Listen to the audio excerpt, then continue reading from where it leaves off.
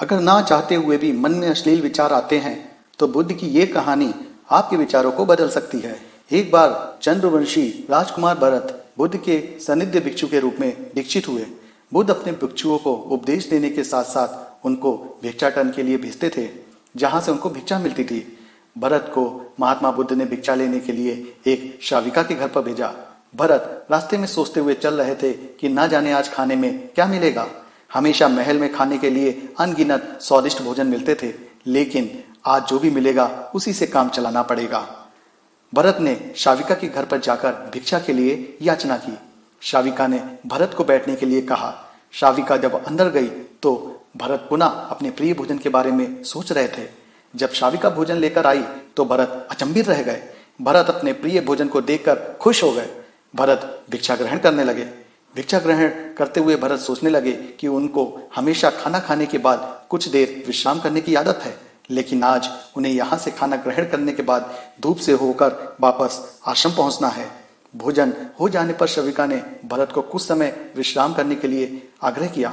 भरत पुनः खुश हो गए।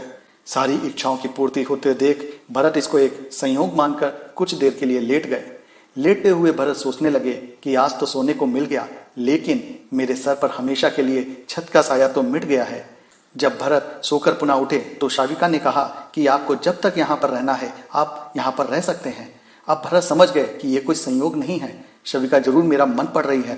भरत खड़े हुए। भरत ने श्राविका से पूछा, मुझे क्षमा कीजिए, पर क्या आप मेरा मन पढ़ सकती हैं? आप ये सब कैसे कर लेती हैं? श्राविका ने कहा, शुरू शुरू में मेरे लिए कठिन था, लेकिन मैंने खुद के विचारों को देखना शुरू किया। शुरू में मेरे विचारों की संख्या अनगिनत थी, पर मैंने अपना पूरा ध्यान उन विचारों पर केंद्रित किया। मैंने बिना पक्ष विपक्ष के अपने विचारों को देखना जारी रखा। धीरे धीरे मेरे विचारों की संख्या कम होती गई।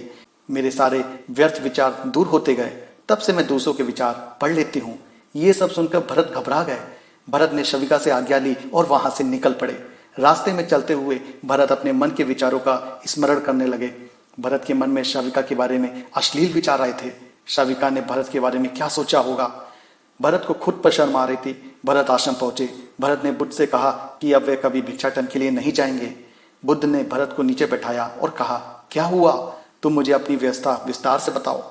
भरत ने विस्तार से सारी बात बताई। भरत की बातों को सुनकर बुद्ध ने कहा कि आज से 7 दिनों के लिए श्राविका के घर पर भिक्षा के लिए तुम ही जाओगे, लेकिन तुमको कुछ बातों का ध्यान रखना पड़ेगा।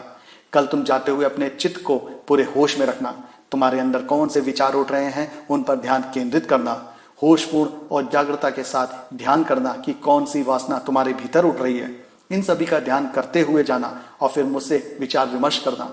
अगले दिन भरत बुद्ध के बताए अनुसार पूरे मार्ग में अपने होश को जागृत रखते हुए चल रहा था। आज पूरी तरह से जगा हुआ था। जैसे जैसे श्राविका का घर नजदीक आ रहा था, भरत के अंदर घबराहट बढ़ रही थी। भरत ने अपनी घबराहट को एक तरफ करते हुए बुद्ध के विचारों पर केंद्रित किया। जब भरत श्राविका के घर पर पहुंचा तो उसके दिमाग में केवल एक सन्नाटा था, जिसके भीतर कोई वासना नहीं, कोई कामना नहीं, कोई इच्छा पाने की इच्छा नहीं थी। भिक्षु भरत ने भिक्षा ली, ग्रहण की और वहां से वापस निकल गया। आज भरत रास्ते में नाचते हुए आया। आज उसको जिस आनंद की अनुभूति हुई वह अद्भुत थी। आज से पहले इस आनंद को उसने कभी महसूस नहीं किया था। भरत ने आश्रम जाकर बुद्ध को प्रणाम किया और धन्यवाद दिया। आपके विचारों से मेरी जिंदगी बदल गई है। अब मेरे मन में कभी भी अश्लील विचार नहीं आएंगे।